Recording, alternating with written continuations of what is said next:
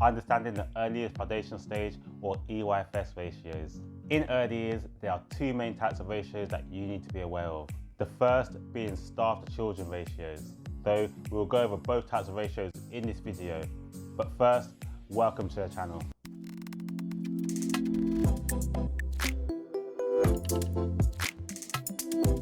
Here at How to Open a Nursery YouTube channel, I support you to run, grow, and primarily to open your own childcare business. If this is your first time here, check out the channel after the video. I have lots of videos all around the topic of childcare and early years, from creating your own curriculum to what is culture capital. So if you find this video useful or any of the others on the channel, don't forget to like and subscribe. At the end of this video, I will also introduce you to this great new and most importantly free tool that helps you to manage and work out your staff to child ratios instantly. So stick around to learn more about this. But first, let's get straight into one of the most important ratios, and arguably the most important ratio when it comes to early years, which is your staff to children ratios, which is essentially how many children can each member of staff look after, which does differ for the different age ranges. In England, the ratio guidelines can be found in the EYFS Statutory Framework. The ages of the children in your setting affect how many staff members may be required. So it's important to reassess your ratios regularly. The guidelines provided in the EYFS Statutory Framework specify the minimum amount of staff that you need for the children you have, though there are some criteria that you need to satisfy in order for a staff member to be able to be counted within the ratio. Firstly, for a staff member to be included in the ratio, they must be aged 17 or over. Volunteers, apprentices, and students on long-term placements can be included in the ratio if the manager feels they are competent and responsible. If you provide overnight care, then the ratios remain the same, with at least one member of staff needing to be awake at all times. Though there are situations where Ofsted may require you to adhere to different ratio requirements. For each age group, there are also different requirements too, primarily around what qualifications you can have. But I will go into this when we go into the different age groups, which we'll do now, starting with babies, children from birth up until 2 years old. The ratio here is 1 to 3. So for every 3 babies, children aged 0 to 2, you need at least one member of staff. With this, at least one member of staff needs to have a full and relevant level 3 qualification and must be suitably experienced with working with children in this age group. The EYFS also states that at least half of all other members of staff must hold at least a level 2 qualification, which is full and relevant. At least half of the staff working in the room must have had some training to work with babies. This is because they require slightly different care and education to the other children, primarily around their safety. In terms of qualifications, for example, if you have 9 babies, you will need 3 members of staff, with 1 holding at least a level 3 qualification, 1 holding at least level 2 or above, and the other can be unqualified.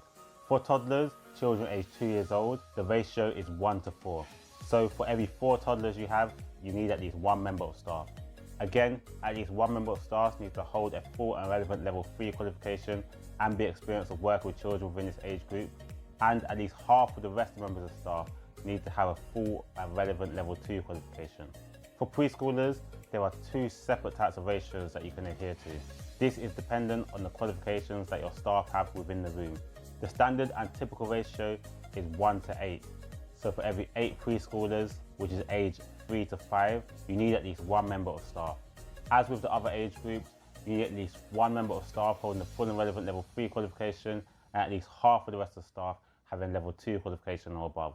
The ratio can be increased if you have staff that are working directly with the children who hold a qualified teacher status, an early years professional status, an early years teacher status, or any other relevant or suitable level 6 qualification.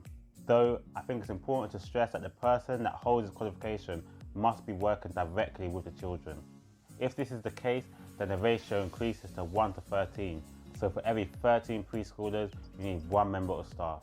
You also need at least 1 member of staff in the room to have a level 3 qualification. In summary, that's the ratios for the early years.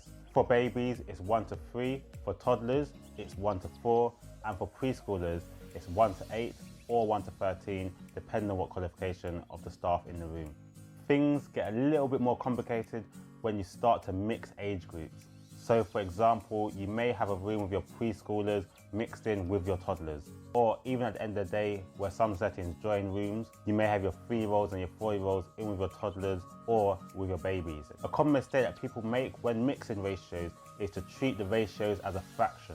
So for example, they might count their toddlers as 1/4 and their preschoolers as 1/8, as the ratio there is 1:4 and 1:8 respectively. Using these fractions, it would mean that one member of staff could look after 1 toddler and 6 preschoolers. Unfortunately, this is not the case. In order to satisfy Ofsted's ratio requirements, the only way you can mix children is to bring your older children down to the younger children's ratios. So for example, if you have 12 children in one room, one of them being a 2-year-old and the other 11 being preschoolers aged 3 to 5, the ratio for the toddler will be 1:4.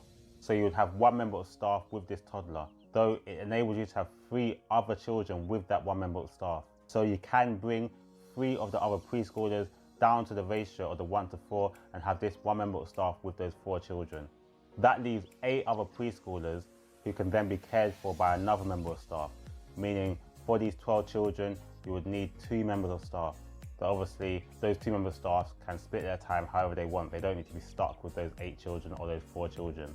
Does that make sense? Don't worry if it doesn't. As I mentioned at the beginning of the video, I've created a tool that you can use for free that instantly works out your ratios for you. No need to download any documents or any software. Just click the link in the description and it will take you to this page where you can start using the free nursery ratio calculator. Simply put in the number of children that you're having on the day or at that time.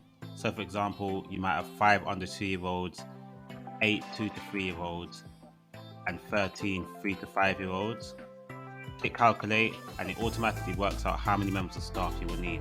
So for example, here you have 26 total children and you'll need 6 members of staff to cater for them.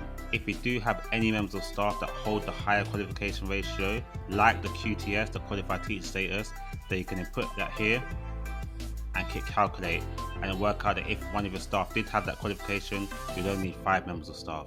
It's a really useful tool. You can put in any numbers you want, so even if you're just experimenting, it will automatically calculate it instantly within seconds and let you know how many staff you need. Rather than other methods where you might have to work it out in Excel, it really just takes the headache away from all of that. So check it out after you've watched this video. The second key type of ratio used in early years settings is the minimum space requirement. Now, this isn't as important if you're already working in early years setting or your setting is already registered with Ofsted, as you should have worked this out previously or your manager or owner should have done this already. But it's still useful to know and is very important if you plan to open your own nursery. The EYFS Statutory Framework sets out the minimum space requirement which applies to the indoor space. It states that providers must meet the following indoor space requirements where indoor activity in a building or buildings forms the main part of or is integral to the provision. Where this is the case, children under 2 must have at least 3.5 meters squared per child. Children aged 2 years old must have at least 2.5 meters squared of space per child, and children 3 to 5 must have at least 2.3 meters squared of space per child. These calculations should be based on the usable space or areas used by the children. It shouldn't include areas like storage rooms, toilets, cloakrooms, staff rooms, kitchens or anything like that. If you want any more information around the space requirements and regulations around your building, then check out the video that's on the screen now. Otherwise, don't forget to like and subscribe if you've enjoyed the video, and have fun using the free nursery ratio calculator.